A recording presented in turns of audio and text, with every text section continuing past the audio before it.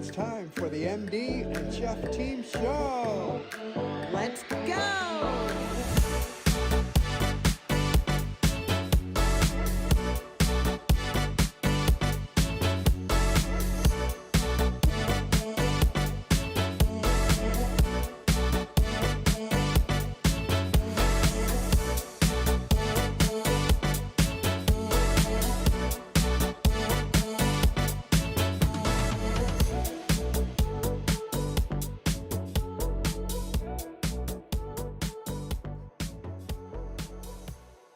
The content in this show is for informational purposes only. It is not intended for medical advice. It does not take the place of medical advice or treatment from a physician or health professional. Listeners and viewers should consult their own doctor or a qualified healthcare professional for specific health and wellness concerns and questions. And now, let's start the MD and Chef Team Show. Welcome, everyone, to the MD and Chef Team Show. I'm health coach and nutritional chef, the chef part of the MD and Chef team, Michael. And I'm joined by my beautiful hottie bride, your doctor on a mission, the MD part of the MD and Chef Team Show, Isabel.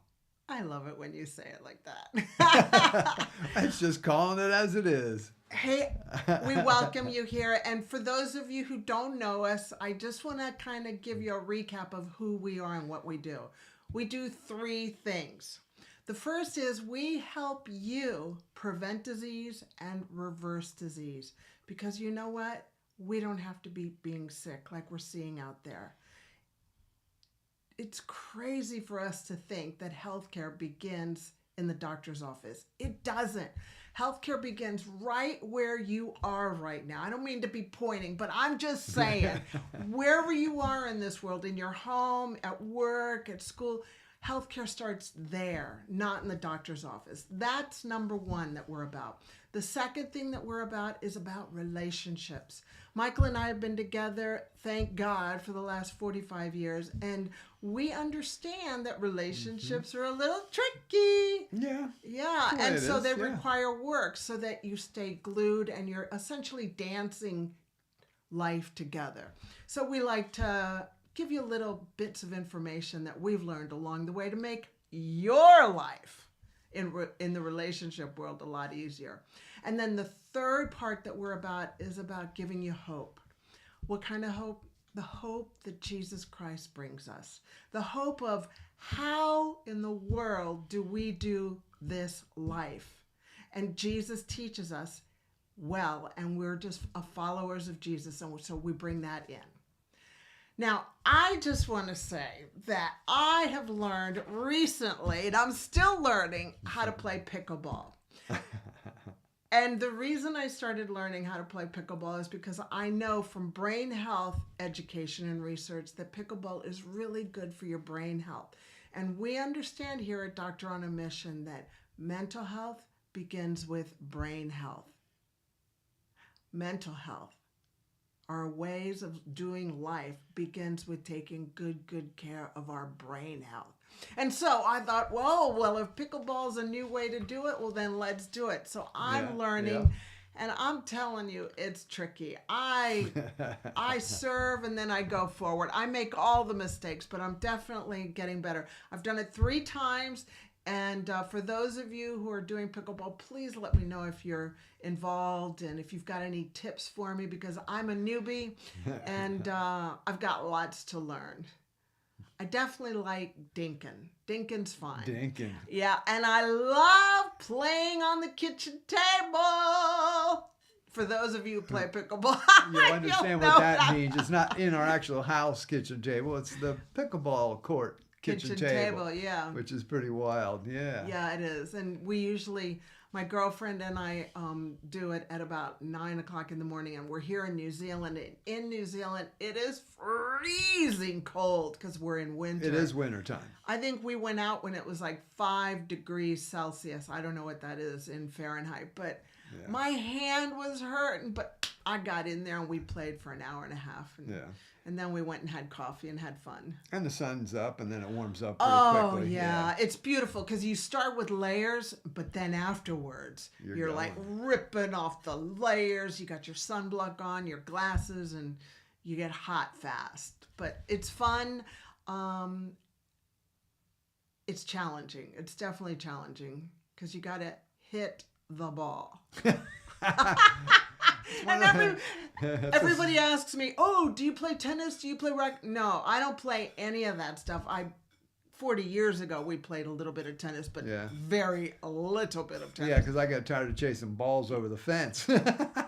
Yeah, so it's good eye-hand coordination. You got to hit the ball over the net. So let me know if you're playing pickleball because I'm a newbie and I like to know who's playing pickleball that's subscribed here on our show, the MD and Chef Team Show. Yes.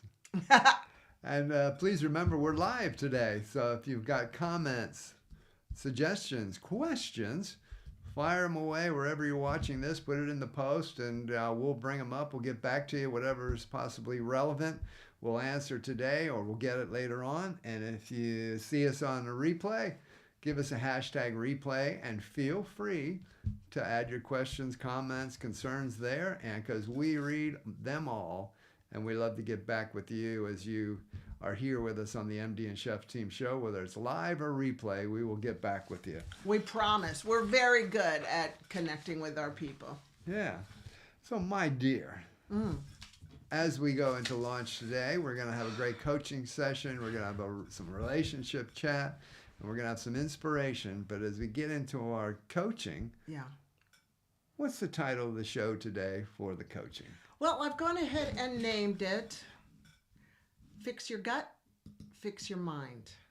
A functional medical doctor's take on mental wellness. That's me and my story. And that's what I bring to you, is my story, my pain, my learning, my little back pocket principles that you can implement if you want into your life so that you can fix your brain, fix your gut and fix your brain. Sorry. And I must say, I love the authenticity of how you talk about these topics, especially with mental wellness and brain health, because you bring a story. You bring your own personal experiences, and as a medical doctor and being a patient in the medical field with what's going on. I love that you're not necessarily love the times that it happened, but now you're able to take that mess and turn it into a great message by not just the research, but also the personal story and how to help people adapt through that and adapt through what they're going through at the time. So. And you were right there with me, hon. Yes, I was. So and you still. Chime in anytime you want. Oh, I'll see what I might have to add. I just want to say I'm glad we're over on the other side. Yes. And not on this side. Yes. Yeah. Okay. All right, let's launch into Fix Your Gut, Fix Your Mind, a functional medical doctor's Dr. Isabel take on mental wellness.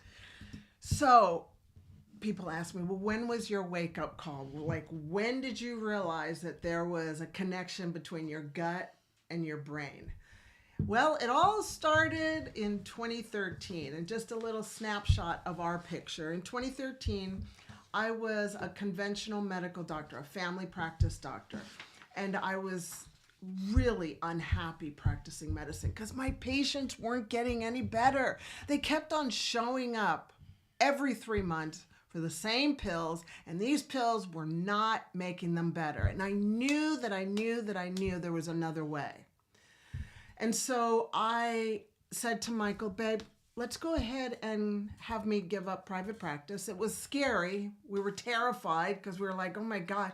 But we knew that we had to step away from private practice, and I stepped over into functional medicine doctor, functional medicine. And functional medicine is essentially this wonderful way of looking at medicine, finding out what is the cause of all this disease. And you know what? Once you figure it out, you can teach it. And so God had me figure it out on myself. Yeah. Praise the Lord. Thank you very much, God. I think Dr. Mark Hyman says this as far as functional. It's not the what disease, but it's the why of the disease. Right. And it's, Exactly. because you can name it. Okay, we've named it, but now why of the disease, and I love that, and that's just such an amazing approach that you have now. And that's what we learned is the why of my mental unwellness. So in 2013, we started Doctor on a Mission online, brand new to online space. I was a doctor, a mother, a wife, and now a brand new entrepreneur. And so was Michael, because wherever I go, Michael comes with me. And so we worked together, and it was really exciting. You know how it is when you start something, you've got the dream, and you're like, yes, let's go. And we went. Yeah. And we went. And it didn't work out as well as fast as we thought it was going to. And so, when you start a dream, you start heading towards the victory, but then there's that middle part, and it's called the struggle. It's called the messy middle. Okay, so here's the messy middle. Mm-hmm. In 2014, we were looking at the business, and it wasn't going as fast and as bold and courageous as possible. And so I started getting super anxious. And when I get anxious, I don't sleep. And so what transpired was I only slept 2 to 3 hours every night for 17 straight nights. I don't know if you've ever been there before, but that is hell on earth in the middle of the night while everybody else is sleeping and you're in bed wide awake. At the end of those 17 nights, I was at the end of myself, literally. And I tried to take my life twice in 3 days. And by the grace of God, he stopped it. He did not let that move forward. And Michael took me to the doctor. The doctor gave me antidepressants and sleeping pills because that's what they have in their back pocket. And you know what? Those medicines saved my gluteus maximus. That's your butt. That's your bum in lay terms. And I joke about it now, but it was terrible at the time. Okay, so don't think that I'm trivializing it because it was absolutely dreadful. But what I'm saying is the medicine saved us. But I knew that I wasn't supposed to be on this medicine for life because I knew from the research and my mentors that stuff is not good for your brain health. So what we did was I took the medication without shame, but I knew that it was going to be different.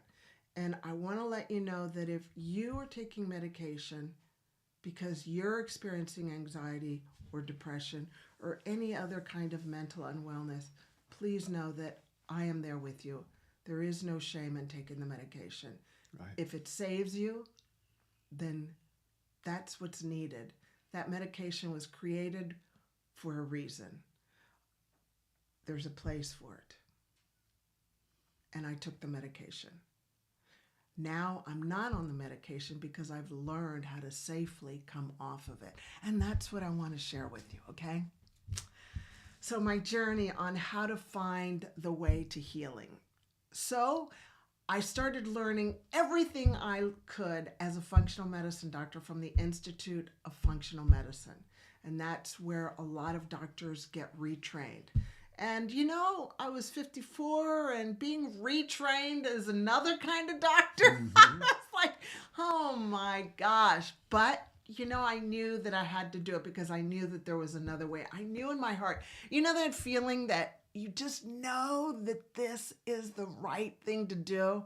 That little voice inside of you, that little whisper that goes, come this way. This is the right way. Yes. That was what was happening to me. Right. While I was on the medication. Mm-hmm. So that came into my life. And the second thing that came into both of Michael and ours lives is Dr. Dale Bredesen. Now, Dr. Dale Bredesen is a world-renowned neurologist. He has been studying Alzheimer's for the last when we met him, it was 30 years. Now it's 40 years. And he wrote this book called The End of Alzheimer's. Well, when I saw this, because this was promoted this was promoted by all my mentors in the Institute of Functional Medicine. I was like, the end of Alzheimer's? Wait a minute. There is no cure for Alzheimer's. In medical training, as a conventional medical doctor, we're just taught, get your papers in order. Yep, get your house in order. This is the end. It's coming quick. Yeah, and it's a dreadful, dreadful place for the doctor and the patient to be in because, yeah, there are these medications that keep you from declining with Alzheimer's at a slower pace, but it doesn't reverse it and it doesn't prevent it. And Correct. To me, again, that is hell on earth to be having Alzheimer's for a longer time, but a slower endpoint. That's my point. That's my opinion. So the Institute of Functional Medicine and Dr. Dale Bredesen helped me understand that being on antidepressants and being on sleeping pills actually fast-paced me towards having dementia. I never learned that in medical school. I was like, whoa. And you never even heard me talk about it. Like, no, not at all. And No. so when we learned this, I was like, okay, babe, we really got to learn how to get me off this medication safely. And one of the first places was healing the gut. And that's why I want to teach you, guide you, help you with little bits of information to help you step along ways to heal your gut, okay? So I'm going to give you a little bit of science, a science snapshot. I am not going to put your mouth under Science snapshot. a science snapshot. I'm not going to put your mouth under a fire hydrant and just make you gobble up all this information. However, I do have 6 little points that I want you to understand, which blew me away. Okay. I was like, wow, everybody needs to know about this. And so that's why we're doing what we're doing. And so you're sharing. And so I'm sharing.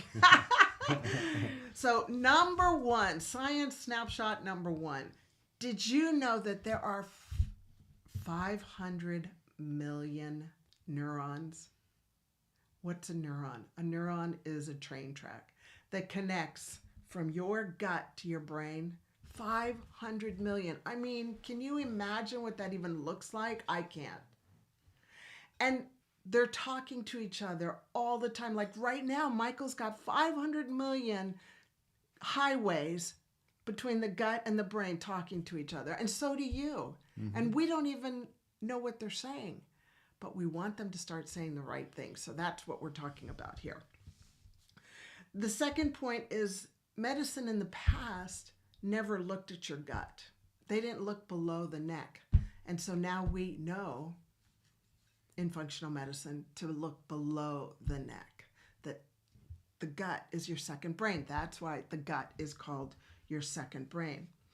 And the third thing is we know now that mental unwellness, such as anxiety and depression, obsessive compulsive disorder,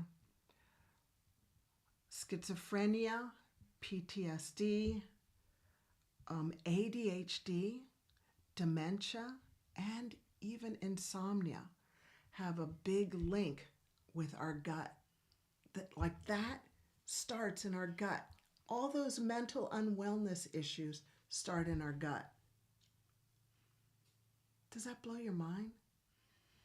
I mean, and it's just not what's taught out there. No. I mean, if anybody's got or know people that have some mental unwellness, from basics as far as insomnia all the way up through dementia, that one of the biggest things you need to do right at the beginning is look at the gut and see what's going on there. How is that affecting? How is that gut-brain axis talking? What's going on between the two? What's out of whack? What's throwing things off? And that's probably number 1 place to go have a look and start figuring things out. That's what you do.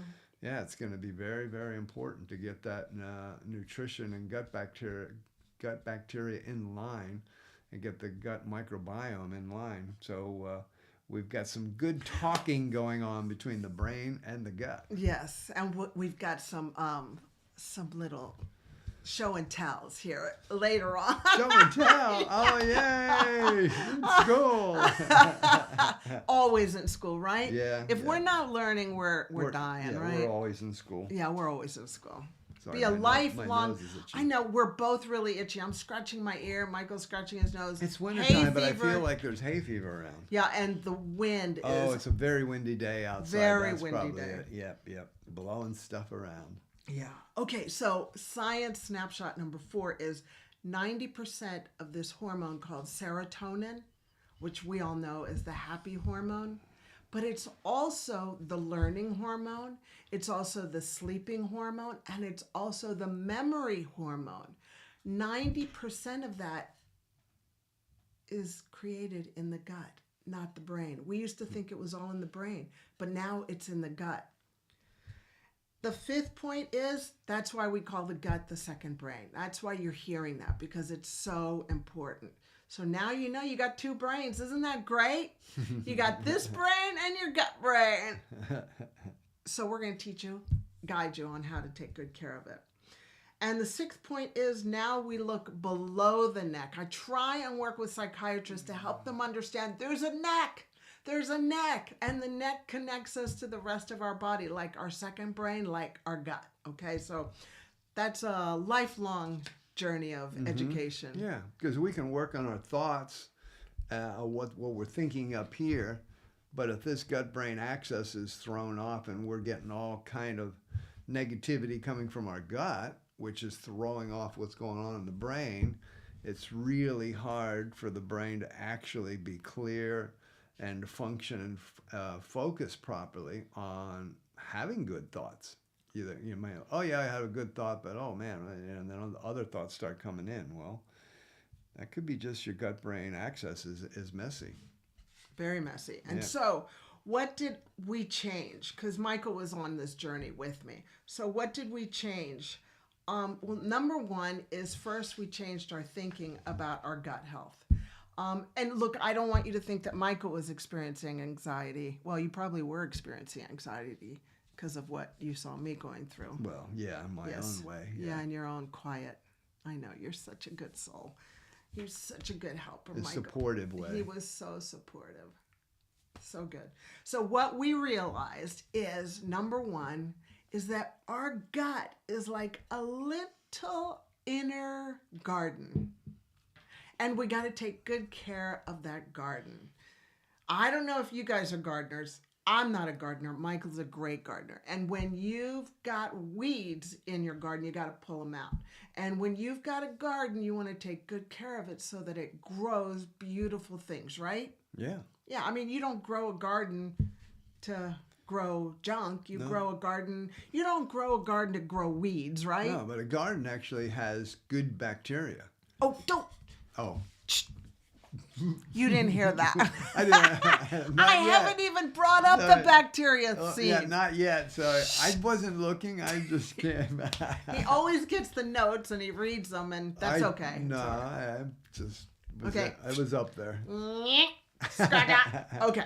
Now, so Back on track. So our inner garden. So we've got an inner garden, and you'll hear it as the microbiome. And microbiome means just bacteria, lots of bacteria. And there's good bacteria and there's bad bacteria. There's good bugs in the garden and there's bad bugs in the garden, right? Just like in a regular garden. Oh, babe. And so good bugs create good health. Bad bugs create bad health. So what do? Well, we want to weed out the bad bacteria. So what are bad bacteria? You know, symbolically. Well, we removed any food that was causing inflammation. And inflammation is like setting a fire to our gut. So things like gluten and dairy, that was hard. Because we love our almond croissants. And we love our pizzas. But we've done... Yeah, we do gluten-free ones. Yeah, you do. You're the chef. Yeah. You're the nutritional chef. Yeah. Yeah. So I brought him a lot because he was going to be doing all the cooking. But we got rid of gluten and dairy and sugar and alcohol for the most part. We drink about 4 drinks a week of a glass of wine. Yeah. Yeah, roughly. Good wine. Yeah. Organic wine. Organic red. Yeah, not pesticide wine. Right. And then food additives. We got rid of food additives. Mm-hmm. We also got rid of artificial sweeteners. We also got rid of drugs. Now, the certain drugs I was addicted to because I was having so much pain in my joint because I was so inflamed was NSAID. It's like ibuprofen, Nurofen, and paracetamol or Tylenol. So many headaches, so achy. But then once we started getting rid of all the bad bugs and weeded out all the bad bugs, we didn't need it anymore. Plus, just so you know, also steroids and acid blockers that a lot of people use for heartburn. Those are all things that are weeds. They grow weeds, so you want to pull out the weeds.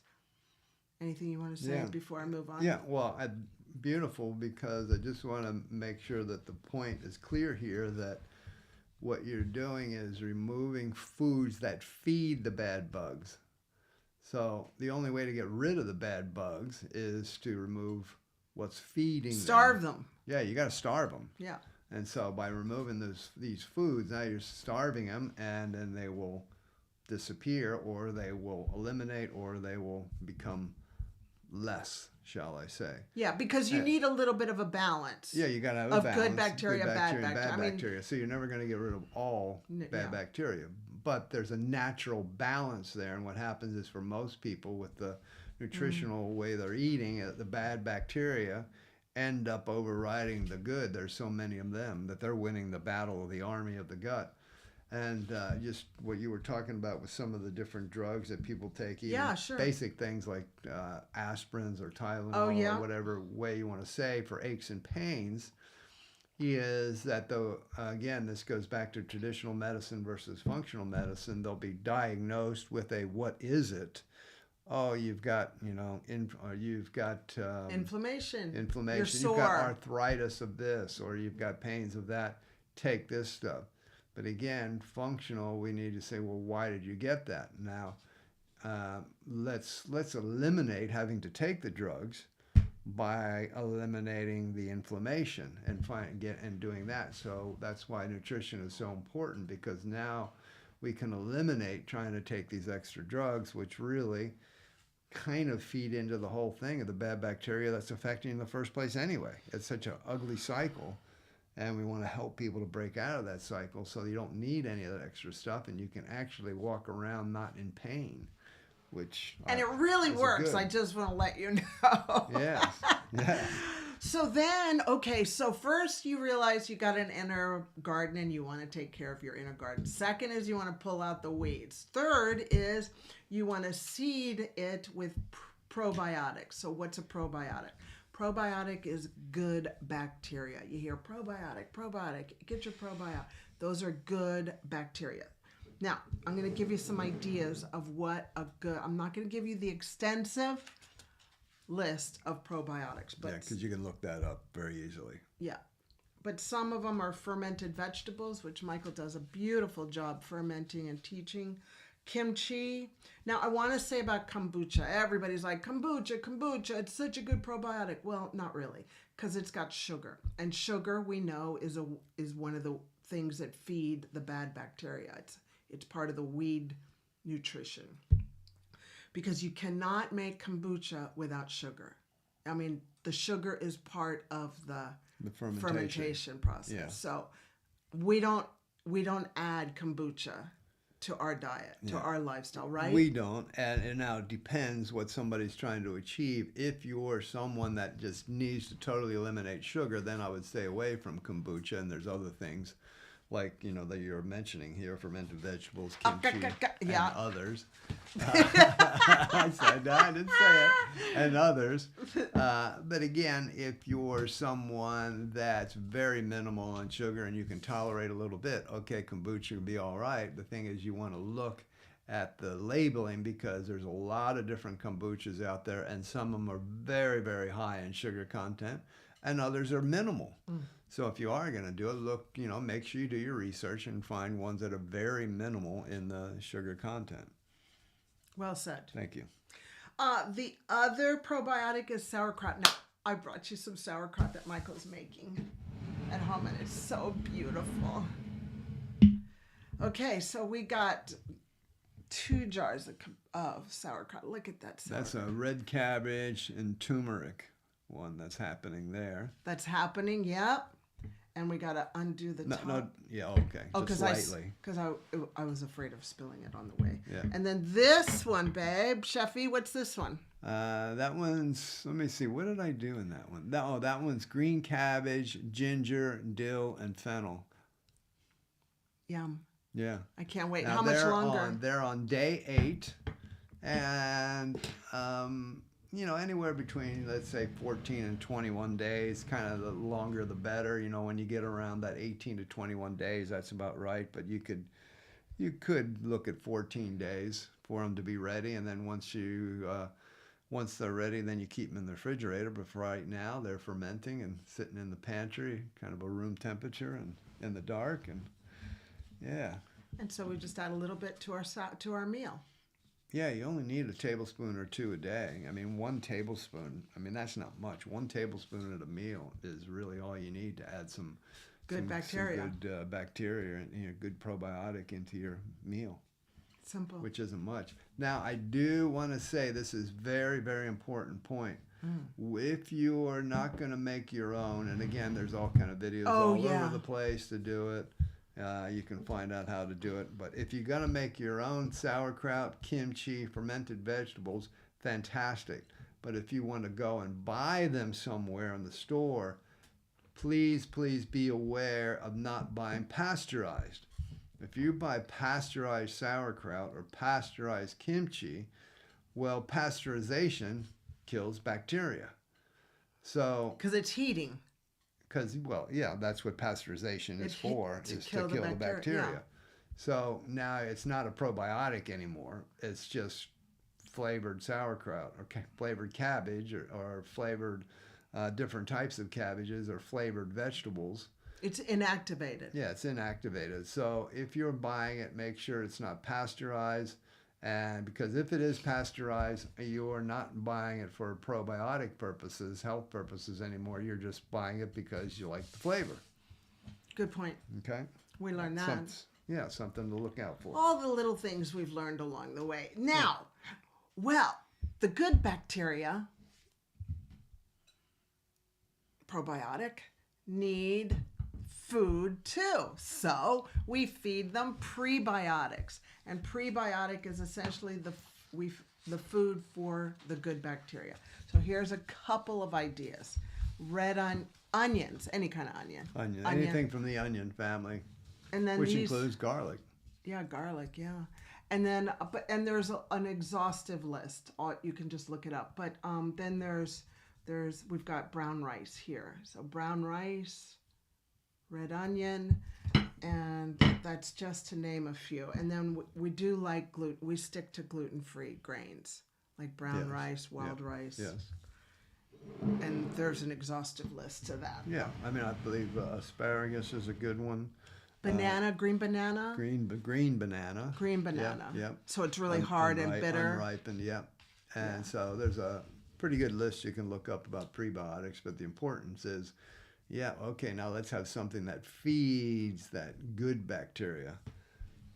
Right. And you're replacing with your prebiotics and your probiotics, you're replacing those other foods that you've eliminated that you just talked about a little bit ago that were feeding the bad bacteria.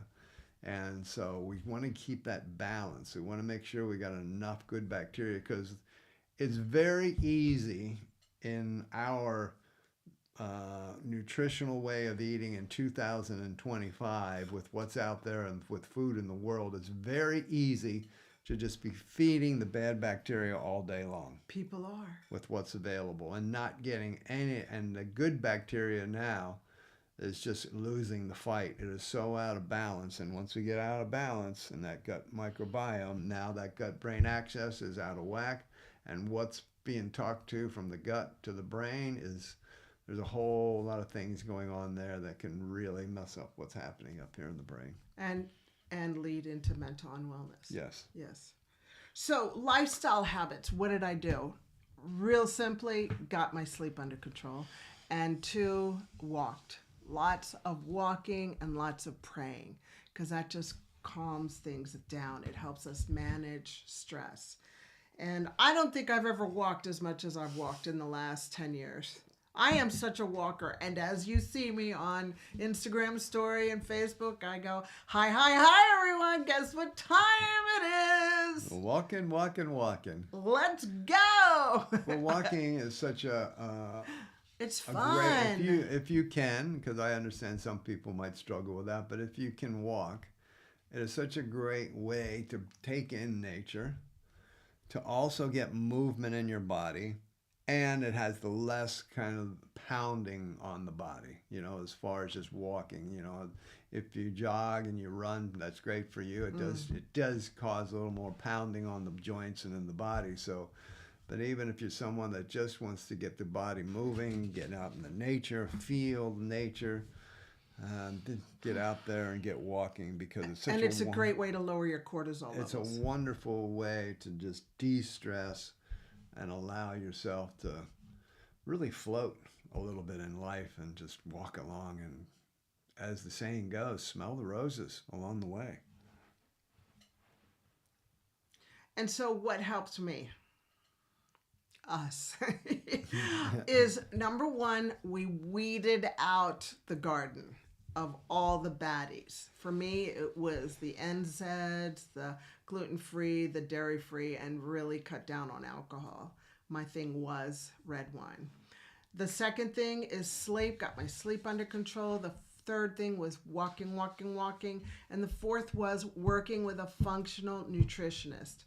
And by the grace of God, Michael was created as a nutritional chef here at Dr. On a Mission on this journey. Yeah, because you learned.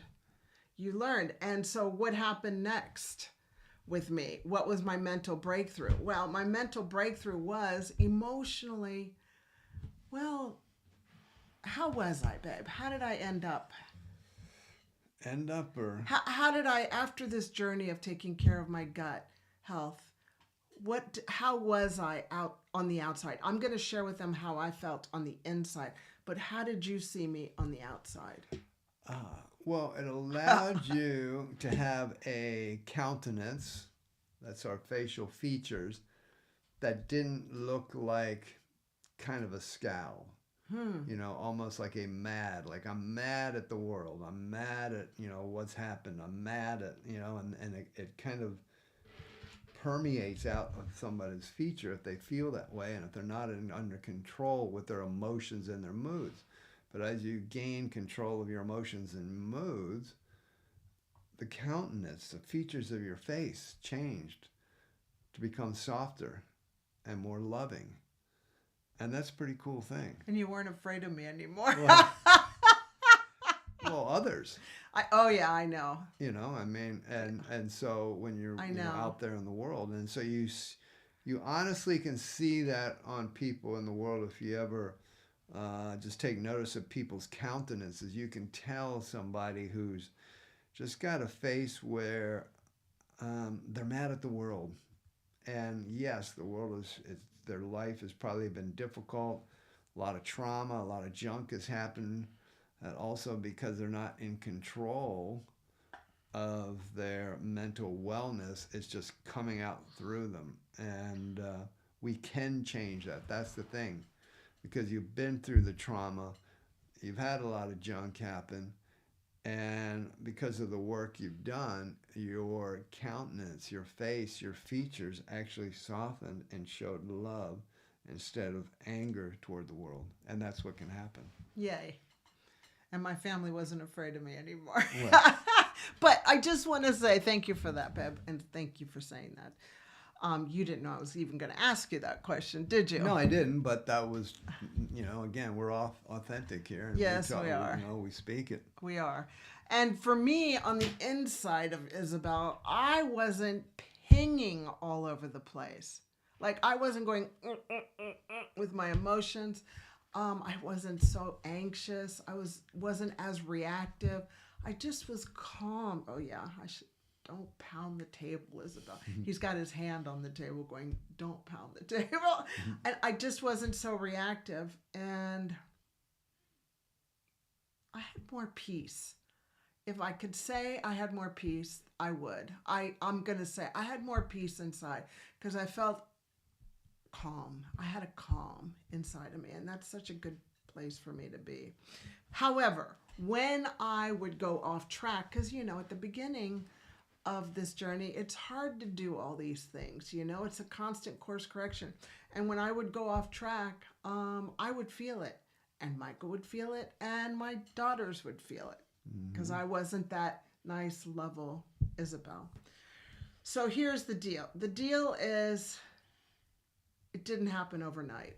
It was just consistent, small, consistent steps. And realistically, it took about 6 months to get this all under control so that now it's just normal. This is like the way we live. Yeah. Yeah. And this is one of the foundations that I got under control with the help of Michael as a nutritional chef. I'm so glad you went on this journey with me. One of the foundations I got under control so that I could slowly come off the antidepressant and the sleeping tablet. So I just want to let you know, you're not broken in any way, okay? However, if you are having problems or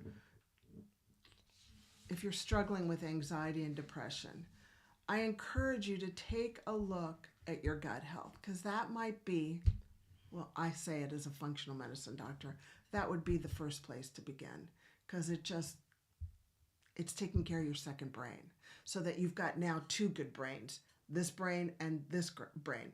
Because you know what? When one brain is off, the other brain is going to be off. You can't have a negative, you can't, they won't work together. If one is negative, it's going to affect and infect your other brain. So get your second brain under control. I invite you to consider. This is my new line now. Instead of telling you what to do, yes. I invite you to consider to pay attention to your gut health and take good care of it, because it's very important. And that's my talk on fix your gut, fix your brain. And from my perspective. And I do want to add, and because we know this now, and because a question you might have out there listening to this going, well, okay, but how do I know if my gut microbiome is off or my bacteria is good, it's bad, it's messy? Okay, how do I know about this? Well, there is what's called a complete microbiome test out there now. Can be done. It's fairly simple. And so if you want to know more about having a complete microbiome test, just send us a message and we'll get back with you on that. But Isabel and I have done that. We do that occasionally just to check out what's going on in our gut microbiome. And it is an amazing, beautiful test, and it gives you so much information and great results to find out what's actually going on in your gut. Because who knew? We don't, unless we test it. We're just guessing. We test, we don't guess. And so there are tests out there for these types of things, and they are really important. And again, that's one of the first things we'll do with people when we're actually looking at these different areas as well. Just do a complete microbiome test and find out, well, what's going on down there. Make sure that brain is working well so that this brain can work well. Well said. Would you agree? Oh, yeah.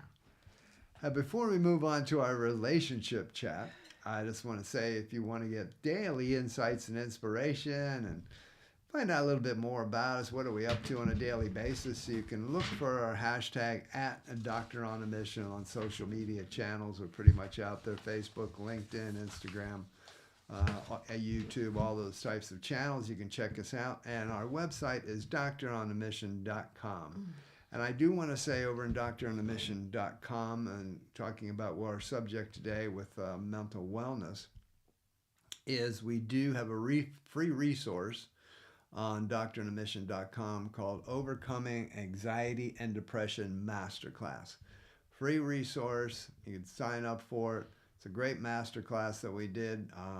It's a video coaching master class.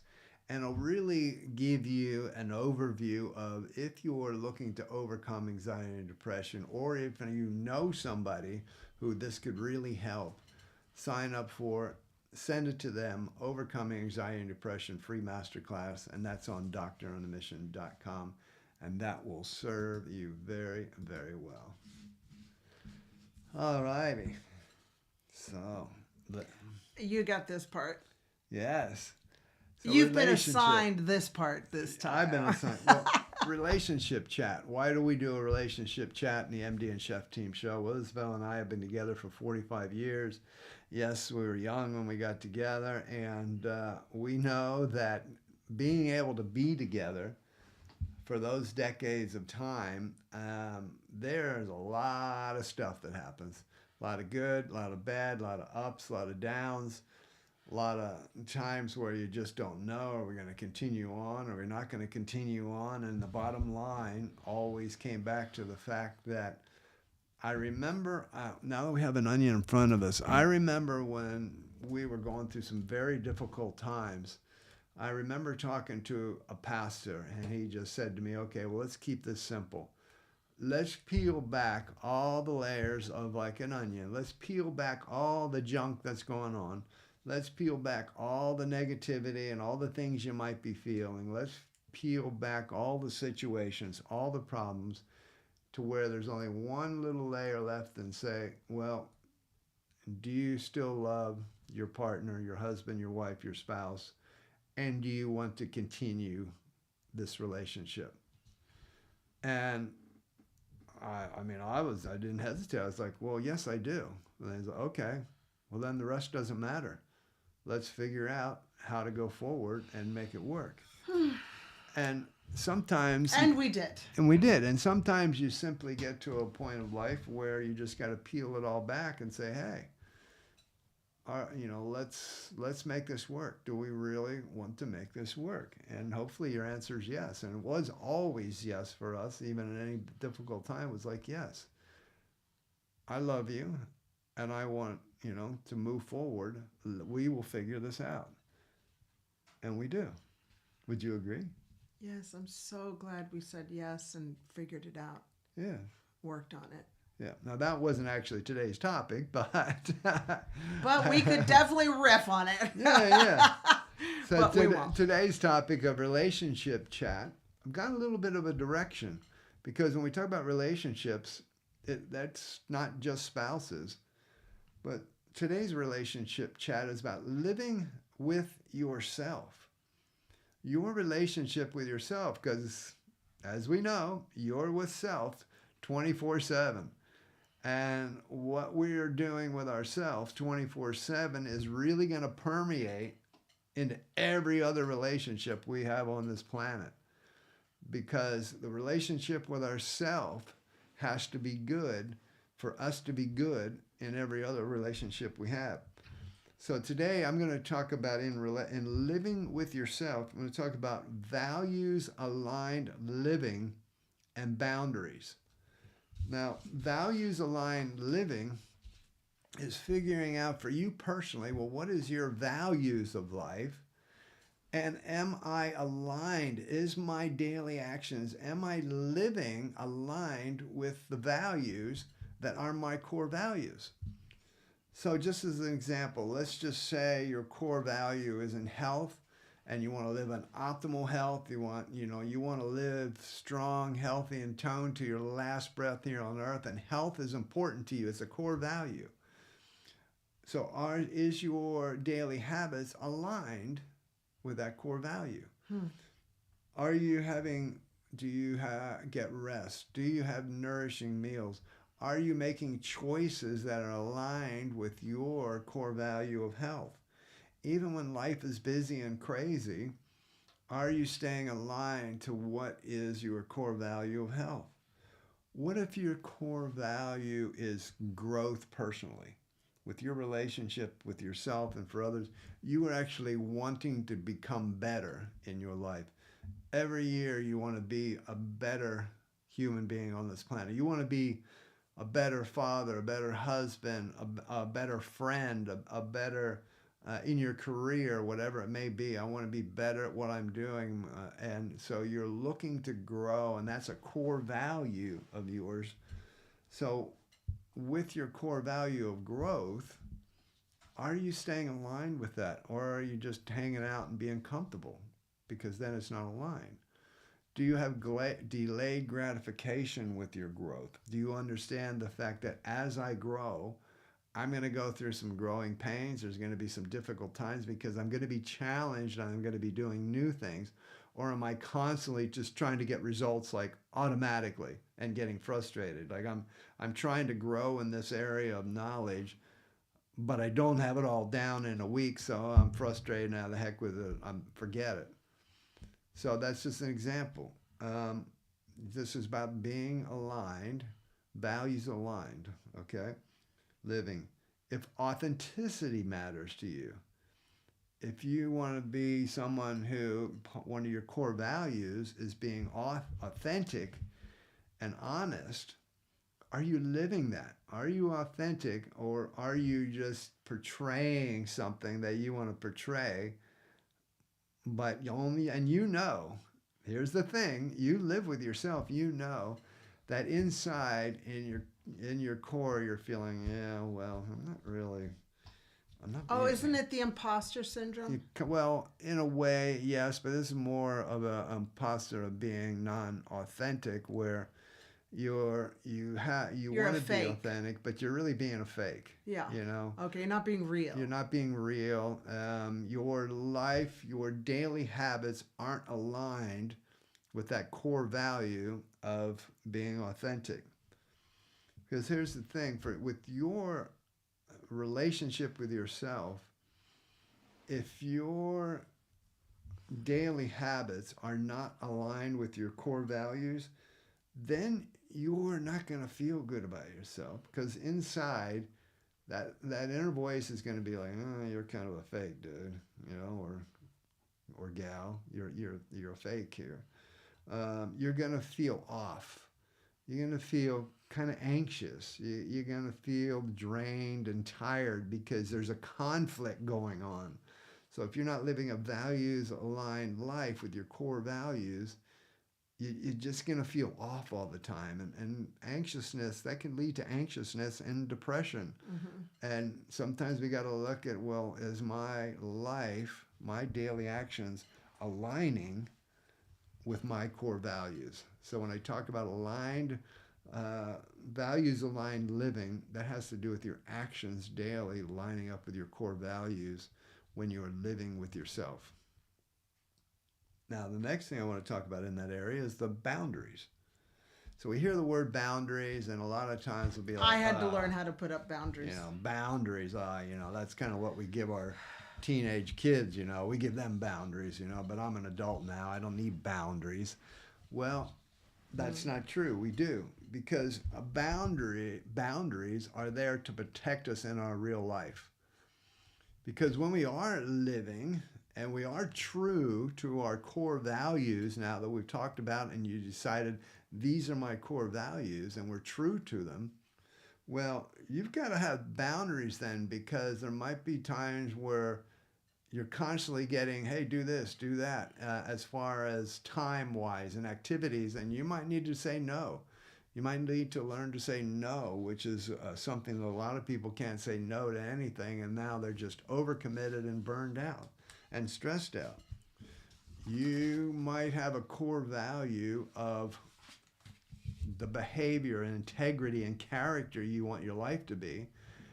And if you're around people who have disrespectful behavior, who basically aren't nice, then they're not, it's not feeding into your core values to be around those types of people, you might need to pull out of that. You might need to pull out of that situation and say, no, these are my boundaries. I mean, I'm the type of guy, I have never disrespected my wife in public, and I don't disrespect her at home either. Yes, when we talk, we make sure that we're not disrespecting each other, but I would never disrespect my wife in public. And I've been around men groups who will totally disrespect their wives. I've got to step away from that conversation. I've got to step away from those people. I can't have that. I can't be around that because that doesn't allow that. I have to put a boundary up around that for me because I don't want that even going in where it could land into my Infect brain. you. Infect, yeah. And may I? Yes. Okay. So just as Michael was talking about the boundaries, this is something that I had to learn and am still learning and implementing is boundaries. Like imagine you've got a gate, you've got a fence around you and there's a gate. And if you've got the gate open at all times, then you're just giving and receiving all of that's happening in the world. And you have to, what I've learned is to close it when it's not reaching my core values. Like for instance, we don't watch pornography. As a couple, I know that there are couples out there in the world that watch pornography together. No. The gate is closed. That is not allowed. Right, babe? Mm-hmm. And they think it's so natural. And I'm like, nah, not on our shift. That's not normal. So that's just, you got to know when to open the gate and to close the gate. But in order to be able to do that, you got to know who you are and what you stand for and who you want to become. Yeah, exactly. Yeah. So healthy boundaries look like these. This is some examples. Saying no at times, which you have to. Protecting your time and energy. Choosing relationships that are mutually respectful and emotionally safe. Honoring your own personal time for rest, solitude, creative space, because I might need to say no. Like this week, like just exactly today, I needed to cancel an appointment we had set up for tomorrow. Mm-hmm. That was going to take an hour and a half, but I know over the next couple of weeks that we followed through with it. It was going to require a lot of behind the scenes admin work and a bunch of other things that we would need to put into that. And I realized, wait a second, I can't incorporate that right now because I've already got a full schedule of life. So I had to put up my own personal boundary and say, I need to cancel that. Not right now. It doesn't fit in because now I'm overcommitting. And that's a boundary of our time and energy. There's certain boundaries because, hey, we only got so much in a day. And it's that brings me back to an interesting concept. A therapist, wonderful psychologist, therapist of ours, she taught us this one amazing thing that we can use an example of. We all have 10 spoons when we wake up in the morning. Now, if we had said only 10 spoons. if we had a poor night of sleep, we might only wake up with 5 or 6 spoons. Yeah. But you have a certain amount of spoons of energy, we're using that as an analogy, to use during the day. And if you're like, okay, my job, my career, whatever I'm doing as the money-making thing you do during the day, whether you're entrepreneur, job, career, a business owner, whatever it may be, I need 5 spoons to do that today. Okay? Let's say I woke up and I have 9 spoons. I'm just not 10 today, but I got 9. So that means I only have 4 other spoons. Well, if I've got other things on and maybe I've got children that need my time, maybe I've got some other things that need my time. Well, we have to be careful about running in the negative every day of those spoons where we've used up all the spoons we had that day and I've still got day left. And now by the time I go to bed, I'm in negative 2, 3, 4, 5, 6 spoons. And I'm going to try and get a good night's sleep, but I'm just so overrun at the end of the day. And if I wake up tomorrow and I didn't get a good night's sleep and I only got 5 or 6 to start and I do it again, okay, one day, yeah, you're okay. That happens. But if you start stacking that day upon day upon day, now you're really setting yourself up with trouble, especially brain health wise. And this is where boundaries can so much help you when you understand your own personal boundaries to say, this is what time and energy that I've got, and I can't go over that. Otherwise, it's gonna hurt me. It's gonna hurt me mentally. So how to practice this in daily life? Well, we have to understand what our core values are, and if you've never thought about it, you need to think about, okay, what are my core values? What matters to me most every day? And for us, it's our relationship together and also with our daughters, family, health, and what we do as far as business goes. And God. And then our own authenticity.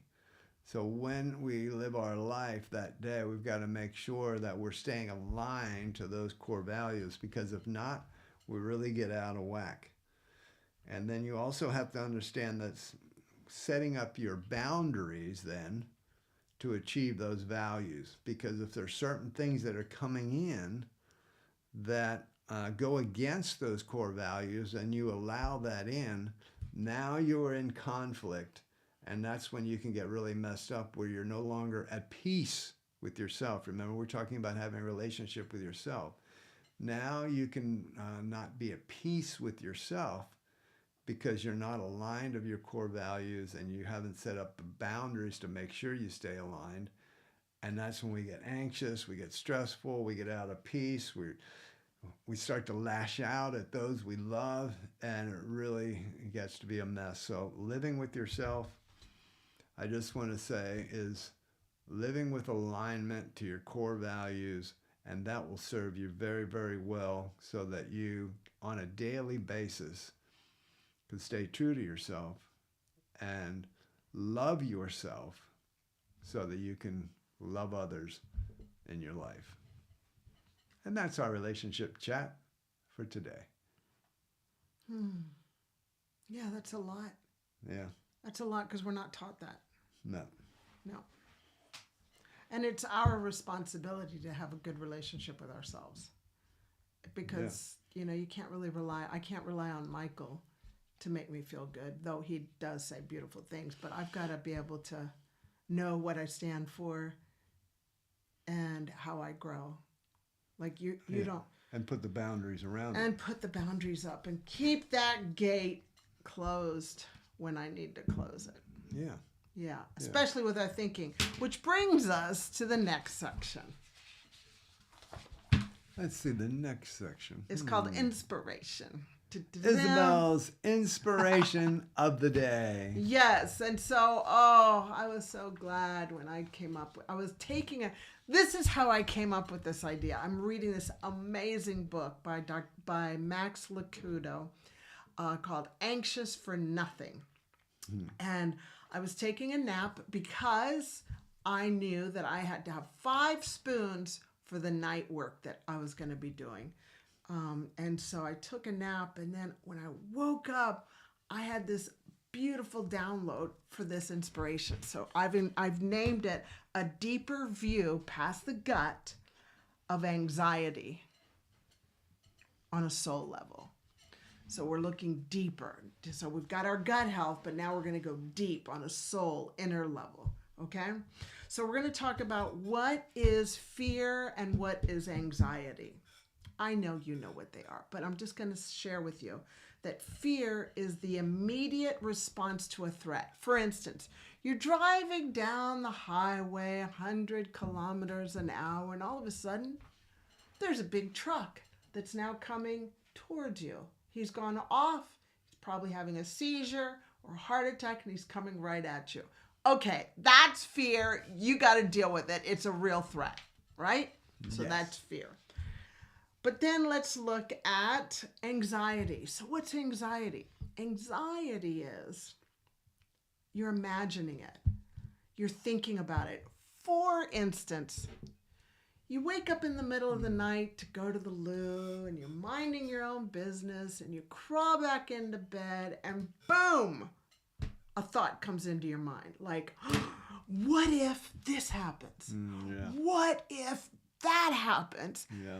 and the ball of yarn just takes off and you are like all over. I know, because I'm sharing with you what has happened to me. And you start figuring out, trying to figure things out at 2:00 in the morning. Well, let me tell you something to consider. I invite you to consider, to realize that you're not going to figure out anything at 2:00 in the morning. Nothing. You should be sleeping. And the reason, if you are trying to figure things out at 2:00 in the morning, if you're doing anything other than praying and talking to God, then I want you to understand that you trying to figure things out at 2:00 in the morning is the devil, Satan, the enemy in your mind, who has had access with a gate open into your brain, trying to make you confused and saying, you got to figure this out. Because if you don't figure this out, it's going to go crazy. It's going to be disastrous when you wake up in the morning. No, it's not. Nothing needs to be figured out that has popped into your mind at 2:00 in the morning. Oh, how I know. What? I agree. Oh my golly gosh, how I know. So Why do they say sleep on it? sleep on it. Go to sleep. Don't be thinking about it. Because when you get the great rest, then in the morning we're refreshed and we're ready, and then thoughts come when you're refreshed. Right. So I'm only speaking from experience, so I want you to not have these problems. So Max Lucado, in this book called Anxiety for Nothing, says that fear and anxiety are cousins. They work with each other. They've grown up together, and they can steal our peace, our sleep, and our energy. And that is so true. So what do we do?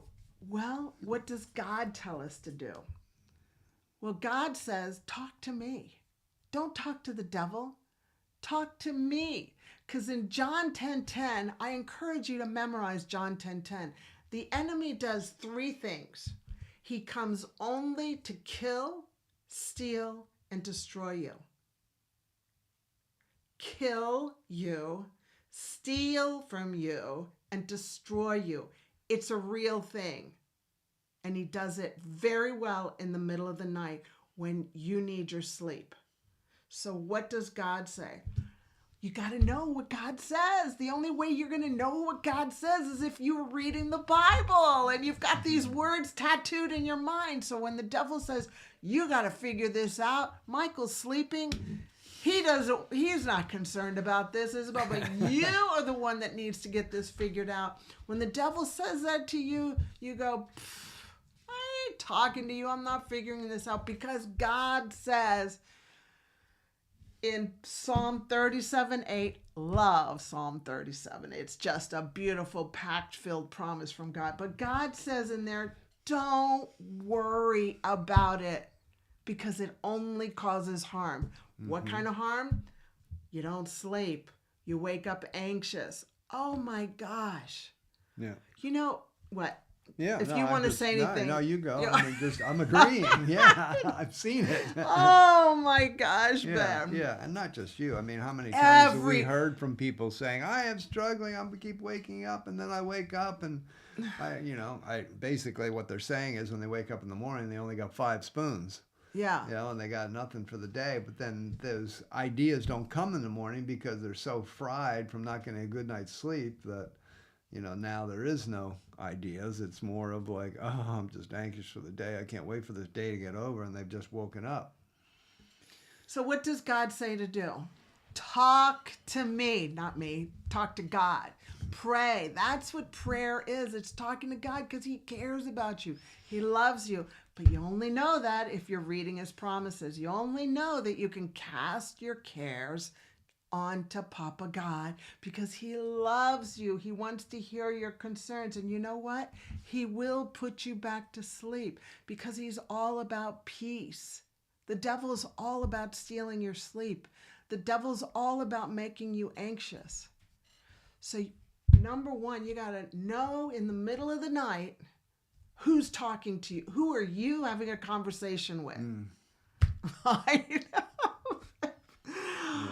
So that's number 1. Who am I talking to? Yeah. Oh, it's not you, God. I'm just going to talk to you. And so just pray to God. And Paul, beautiful Apostle Paul, says in Philippians 4:6-7, don't worry about anything. Instead of worrying, pray. Pray to God. He wants to hear your concerns. He wants to know what's on your mind. He wants to give you peace. He wants you to know that he loves you. He wants you to focus on all the good things he's got in store for you. That's what God says in the Bible. That's why it's so important to learn the word. Because the word, I am telling you, I'm telling you like a sister. I'm telling you like a sister who's from another mother. If I could just open up your brain and open up your brain and scoop it out and fill it with God's word and promises and then sew you back up and put it back in there, I would. But I can't do that. You got to do your part, and that goes by reading the Bible, the beautiful Bible of God's word.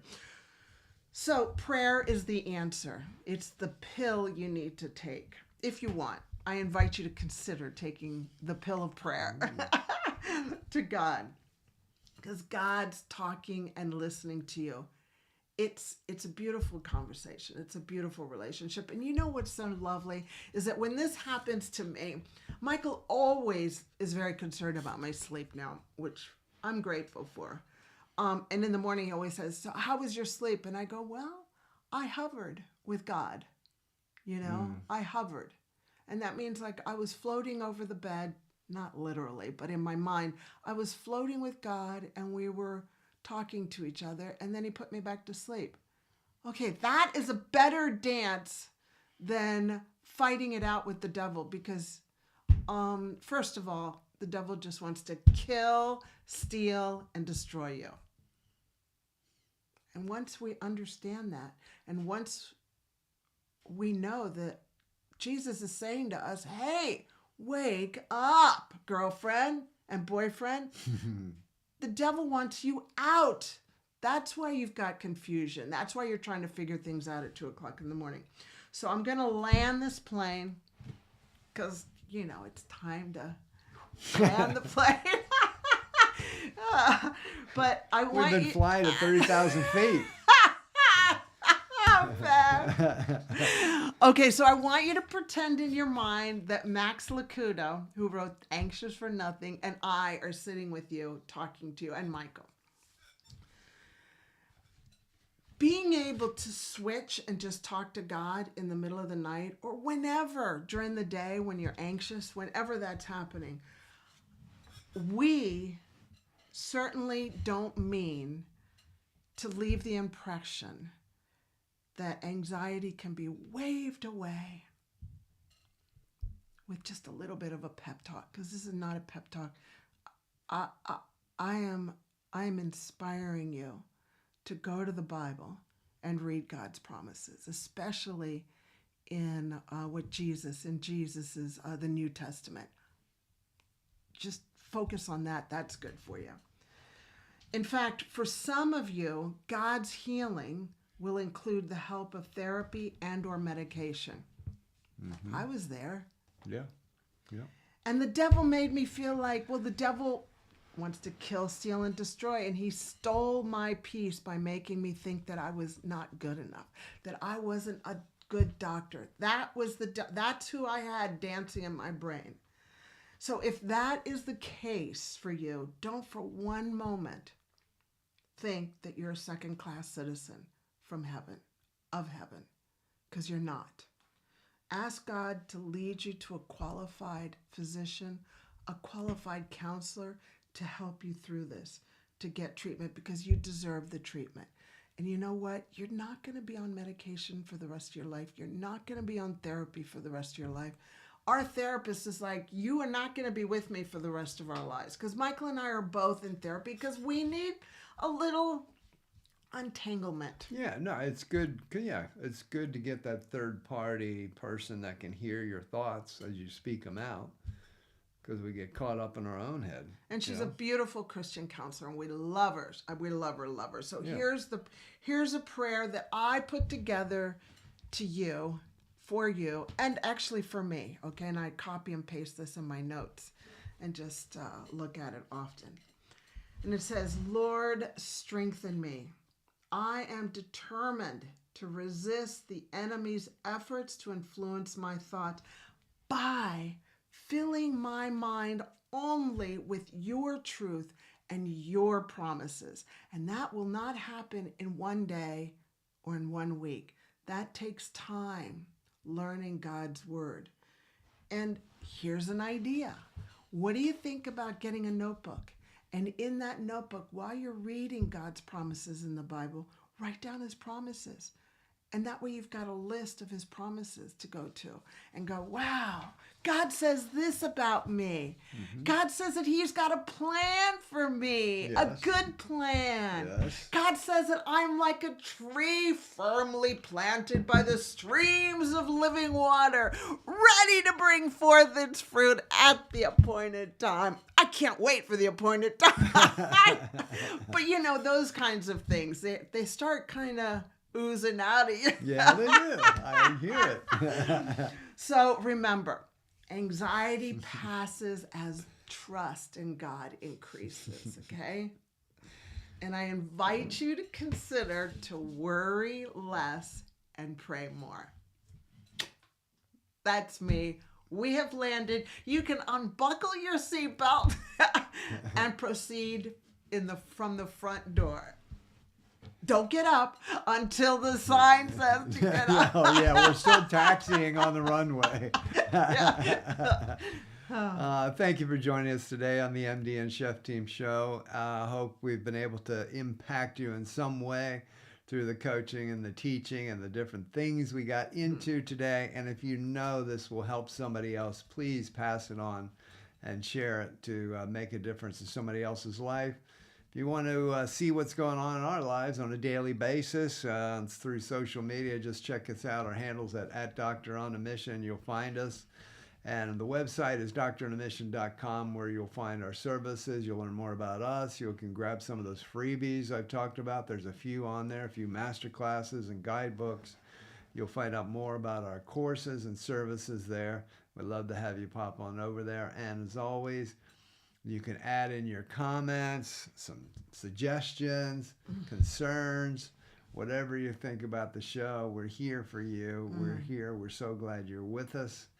And thank you so much for stopping by today. And please, if you get an opportunity, subscribe to us wherever you may be watching this. And that'll be it. From us. From us. Mwah. To you. We love you. For today. Love you. God bless you. Bye-bye. Bye-bye. If you're part of that 70% who haven't subscribed yet, well, hit that subscribe button and the notification bell so you can come along with us. Give us a like. Thanks.